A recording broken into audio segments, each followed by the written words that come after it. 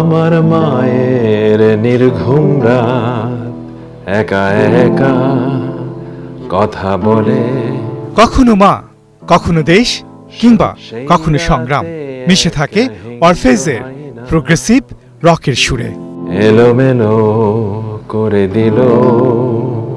জীবন নিয়ে কথা বলছি আমরা, আর দেশের সংগ্রাম নিয়ে কথা বলেছি, দেশের প্রকৃতি নিয়ে কথা বলেছি। কিছু ডিপ ফিলসফিক্যাল সাবজেক্টও আছে, যেটা হয়তো ওই সময়ের জন্য হয়তো একটু আনইউজুয়াল টপিকস ছিল, কিন্তু এখনকার সময়ের জন্য, এখনকার জেনারেশনের জন্য ওরা অ্যাকচুয়ালি ইন্টারেস্টেড এসব টপিকে।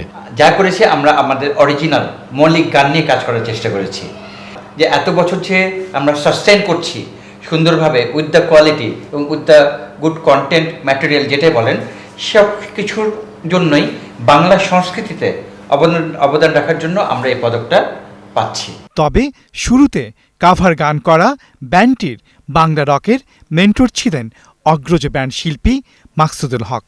90 গণ অভ্যুত্থান পরবর্তী সময়ে কনসার্টে প্রথম বাংলা 4টি গান করে অরফেজ। উনি আমাদেরকে বোঝালেন, দেখো বাংলা আমাদের মাতৃভাষা, যদি মিউজিক সিরিয়াসলি কন্টিনিউ করতে চাও, যদি কিছু অবদান রাখতে চাও দেশে, তাহলে বাংলা ভাষাই করতে হবে, নাহলে হবে না। তোমরা রিলেট করতে পারবে না, তাহলে কাভার ব্যান্ড হিসেবেই থেকে যাবা, তাহলে মৌলিক গান কিছু হবে না। সাথে সাথে একটা অ্যাকোস্টিক গিটার ও নিল, দেখতো এই গানটা কীরকম, খুব লাজুকভাবে ও আমাদেরকে শোনাচ্ছে।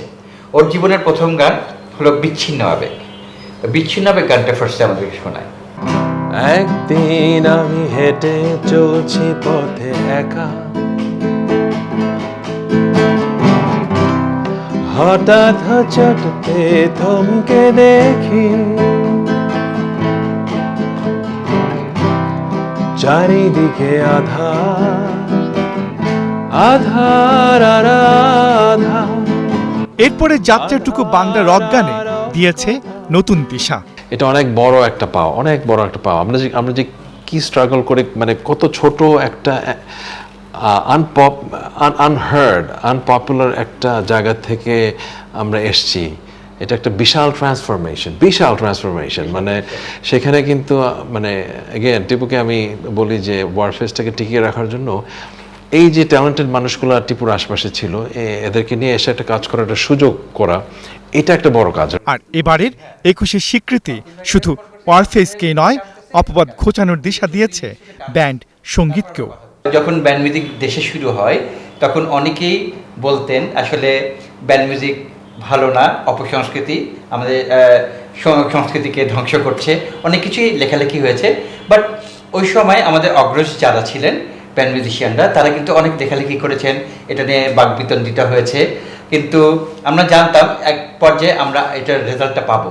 ওয়ারফেজ আমরা নিজেদেরকে অনেক ভাগ্যবান মনে করছি এই কারণে যে বাংলাদেশে আরও অনেক আমাদের অগ্রজ মিউজিশিয়ান এবং ব্যান্ড শিল্পীরা আছেন, ব্যান্ড আছে, তারাও যোগ্যতা রাখেন 21 পদক পাওয়ার জন্য। এই অর্জনটা বাংলাদেশ ব্যান্ড মিউজিক ইন্ডাস্ট্রি, বাংলাদেশের সকল আমাদের যারা ভক্ত শ্রোতা আছেন, ব্যান্ড সঙ্গীত প্রেমী আছে, তাদের সকলের অর্জন এটা।